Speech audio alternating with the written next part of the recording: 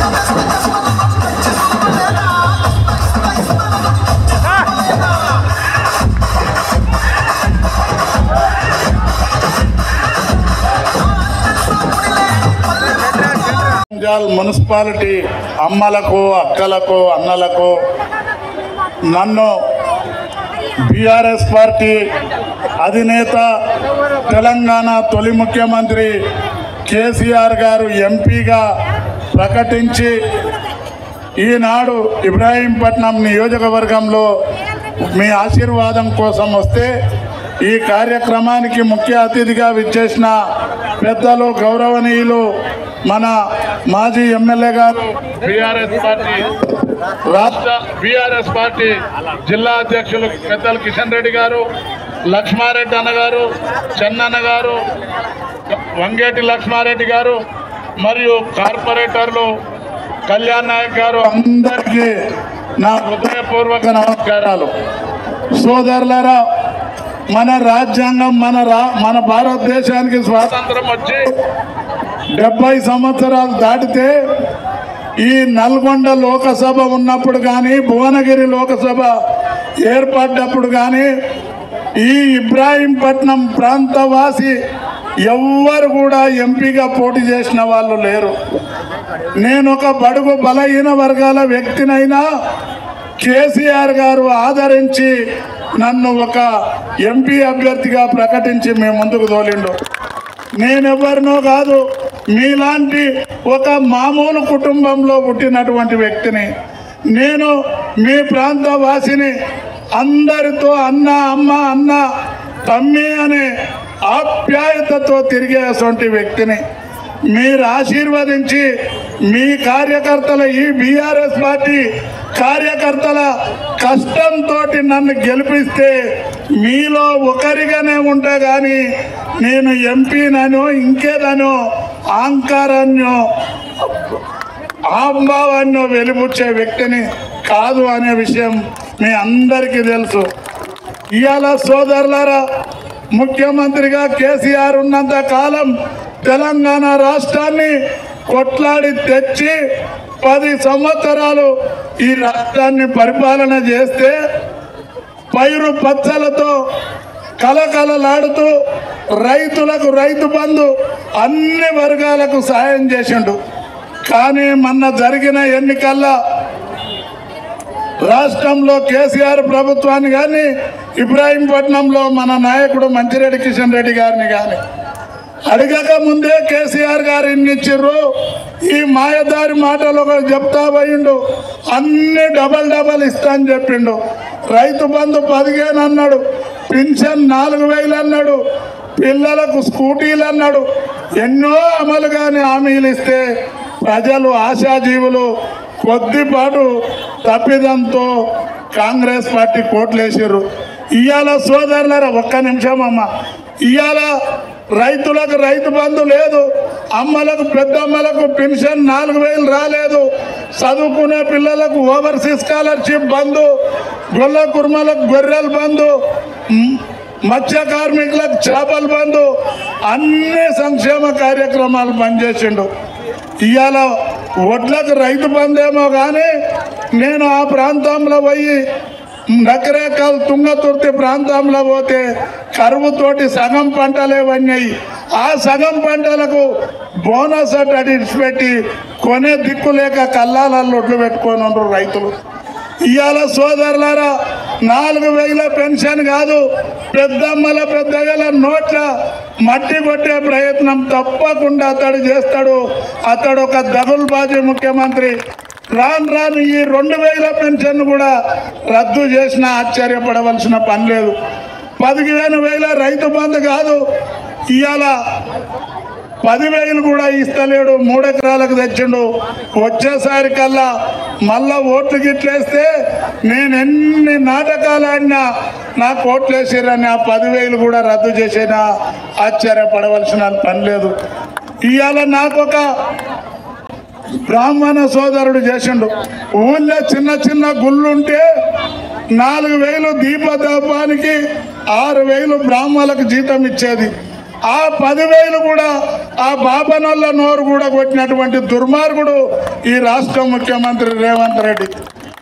ఈ విధంగా చేస్తుంటే కేసీఆర్ గారు ప్రతిపక్ష నాయకుడిగా ఈ తెలంగాణను తెచ్చిన పెద్ద మనిషిగా ప్రజల్లోకి వెళ్ళి తుంగతుర్తి ప్రాంతానికి వచ్చి ఎండిపోయిన చేలను ఉరివేసుకున్న కుటుంబాలను పరామరిస్తే కేసీఆర్ ఏమంటాడు?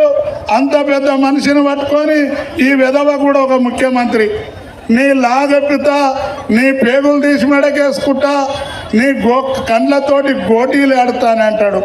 నీకే ఆడరాదు, నీకే లాగులలో తొండలు ఇడవరాదు. తలుచుకుంటే మేము కూడా నీకు వత్తాసు వాళ్ళకే కొడుకులకు నీకు అందరికీ ప్రజలే తొండలు ఎక్కిస్తారనే విషయాన్ని నేను మీతో మనవి చేస్తా ఉన్నా. సోదరులారా, ఈ ప్రతిపక్ష పార్టీగా మనము ఢిల్లీలో ఉన్న భారతీయ జనతా పార్టీ ఏమి లేదు.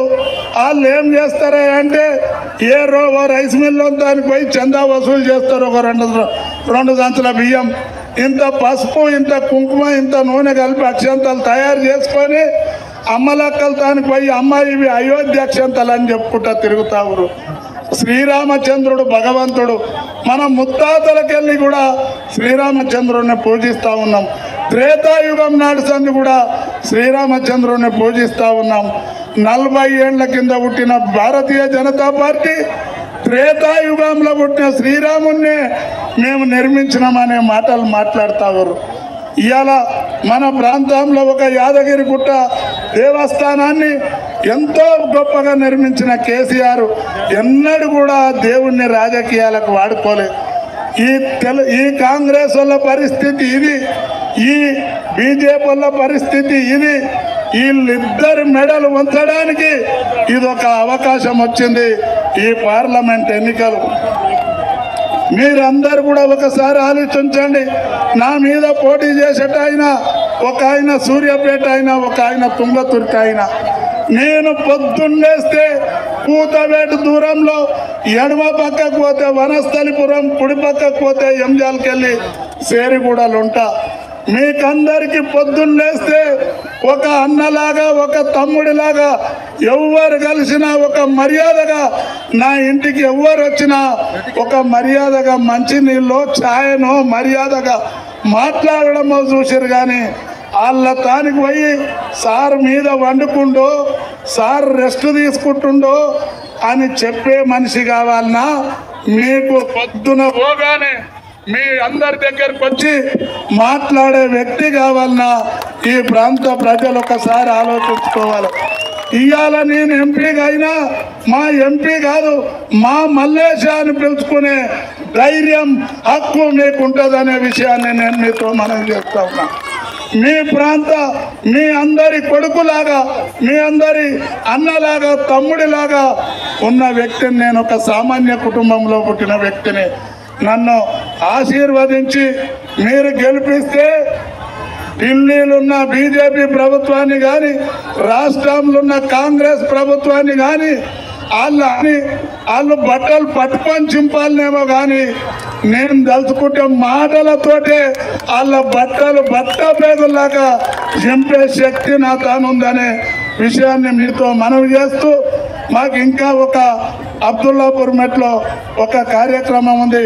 పెద్దలు మన మాజీ శాసనసభ్యులు కిషన్ రెడ్డి గారు కూడా మాట్లాడేది ఉంది. కాబట్టి మీరు రేపు 13వ తారీఖున జరిగే ఎన్నికల్లో ఎవరన్ని ప్రలోభాలు పెట్టినా 15 సంవత్సరాలు ఎమ్మెల్యేగా ఉండి పెద్దలు కిషన్ రెడ్డి గారు ఎవరిని కూడా ఎవరికో ఒకరికి చేయకపోతే చేయొచ్చునేమో కానీ ఏ ఒక్కరిని కూడా ఇబ్బంది పెట్టి ఒక్క నయా పైసా ముట్టుకున్న చరిత్ర ఇంట వంట లేదు.